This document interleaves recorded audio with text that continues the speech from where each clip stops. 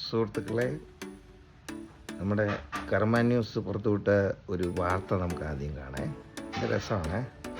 ഇസ്ലാമിസ്റ്റുകളായിട്ട് അവിടെ ഉറക്കെ മുദ്രാവാക്യവും വിളിച്ച് അല്ലാഹു അക്ബറും ഒക്കെ വിളിച്ച് പ്രശ്നങ്ങൾ ഉണ്ടാക്കി അവിടുത്തെ ജനജീവിതം ദുസ്സഹമാക്കിക്കൊണ്ടിരിക്കുന്ന ബ്രിട്ടനിൽ മറ്റൊരു